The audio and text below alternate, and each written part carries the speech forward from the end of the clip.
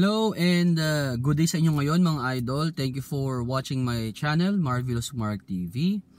Kung dati na po kayong subscribers, maraming salamat po sa patuloy nyong pagsubaybay at pagtangkilik sa aking channel. Kung bago naman po kayo sa aking channel, welcome. At sana naman po mag-subscribe kayo, libre lang po yan. At syempre, yung ating mga video po sana po panoorin nyo. In today's video po ay i-share ko lang sa inyo kung magkano na ba ang kinita natin sa ating YouTube channel sa loob ng almost 3 years. So bigyan ko lang po muna kayo ng isang backstory bago ko i-reveal ang aking income. Well, nung nag-start po ako ng YouTube account ko 3 years ago, or more than 3 years ago, ang goal ko po kasi noon ay magkaroon ng extra income para matulungan yung asawa ko sa aming mga basic needs. At saka syempre, paulit-ulit ako ng syempre, no? Tsaka kasi may mga napapanood tayong mga videos na nagpapakita na ang dami nilang kinikitang pera sa YouTube, yung parang mga yumaman na sila, di ba? Kaya naging interesado tayo. At nung sinimulan ko po yan, gumawa ko ng channel, yung Lodi's Corner. Challenging po ang pag-start ng YouTube channel kasi syempre hindi tayo kilala. Ang requirement po, unang-una bago tayo ma-monetize ay 1,000 subscribers at 4,000 watch hours. So yung channel na po yun, unti-unti po siyang lumalaki. Tapos nasa 800 subscribers na po. Pero meron po kasi akong in-upload na video kasi inisip ko na baka pag nilagay ko to magkaroon ako ng maraming views at ma-reach ko yung 4,000 watch hours, which is video po yun ng Bayuman na na-download ko, inilagay ko po doon. At yun, nagkaroon ng copyright claim kasi syempre hindi naman talaga yun sa akin. So parang nag-isip ako, bakit yung mga ibang channel nag-upload sila ng mga pelikula, ng mga video na hindi naman silang gumawa, pero bakit parang may income sila? Kasi syempre ako hindi naman ako nagbabasa-basa noon, wala akong alam sa pag-YouTube, bago pa lang. So kinabahan po ako. Nasabi ko baka hindi na ako ma-monetize. Tapos ginawa ko, nag-create ako ng panibagong YouTube account. Ito na yung Marvelous Mark TV. At yun po syempre back to zero hanggang kailangan ma-meet na naman natin yung requirement na 1,000 watch hours. 4,000 watch hours at yung 1,000 na subscribers. Bali, yun po, syempre, napaka-challenging po. At saka nagpapasalamat ako sa mga tumulong at sumuporta sa akin para ma-reach yung goal na yun. So, inabot po ako ng almost 1 year para ma-reach yung requirement na yun. At nung na-meet ko na po siya, i-email po kasi kayo ni YouTube na qualified na kayo na maging monetized. At syempre, kailangan po gumawa kayo ng AdSense account nyo.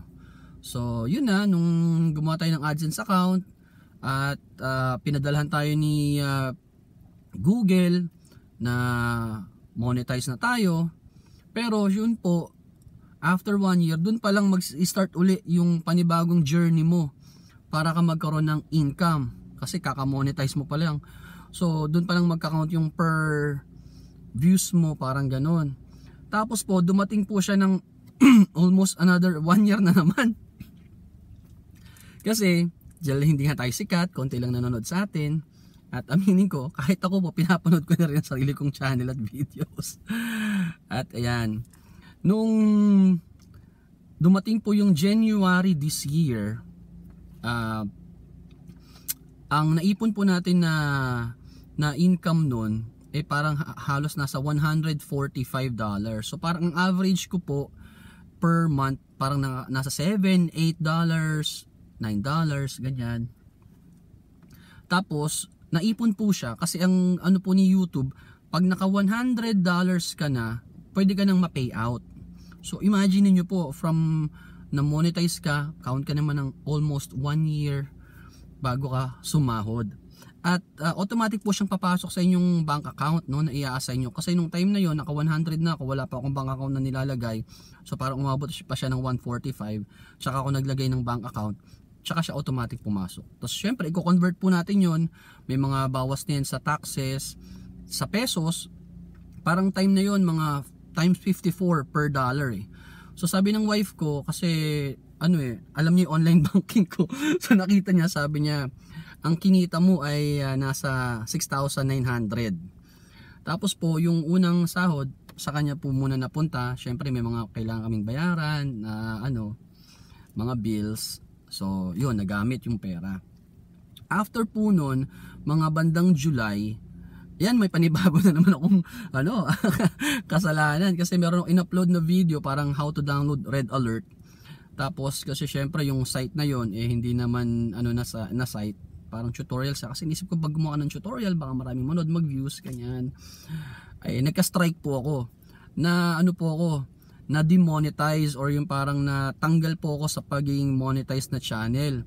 So nag-count ka ng 1 buwan ulit bago ka mag-re-apply para ma-monetize ka ulit. Tapos po nun, syempre ginawa ko, din nagkaroon ako ng hindi ko binasa yung mga rules kasi yung mga kailangan gawin. Dinilit ko na lang yung video, or na-block siya ng YouTube. Tapos after 1 month, siguro parang mga bandang August, apply na naman ako na for monetization. Na-approve na naman po tayo sa kabutihang palad. At ayan, hanggang ngayon. Tapos ito pong November, naka $100 na po ulit tayo. So in-expect po natin siguro mga bandang katapusan nitong November, papasok po ulit yung ating pangalawang sahod. At syempre ngayon medyo mataas na yata yung palitan ng dollars, parang nasa 56 yata or 55 na. So hindi siya ganun kalaki. Syempre mas malaki yung nauna dahil 145 yun something. Papakita ko po yung picture mamaya sa bandang huli yung sinahod ko. Pero itong pangalawa, bali, ayun po, sa loob ng almost 3 years, pangalawang beses pa lang po nating sasahod sa ating YouTube channel. At yun pa lang po yung i-share ko.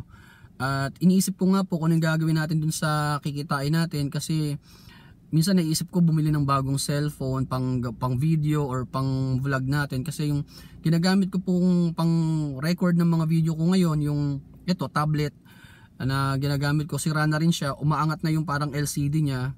Tapos yung laptop na ginagamitan ko, na pinagkakabitan ko nito para mapagdikit-dikit ko yung mga videos kapag putol-putol yung ginagawa kong mga videos, sira na rin yung LCD.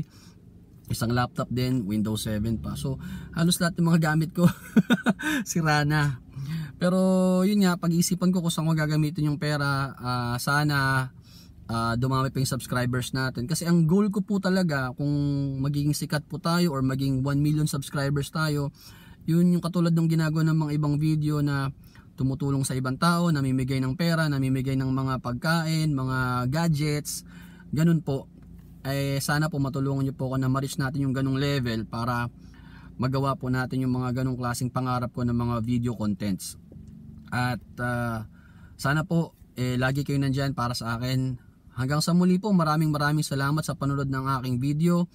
I-add ko po sa huling part nito yung picture dun sa aking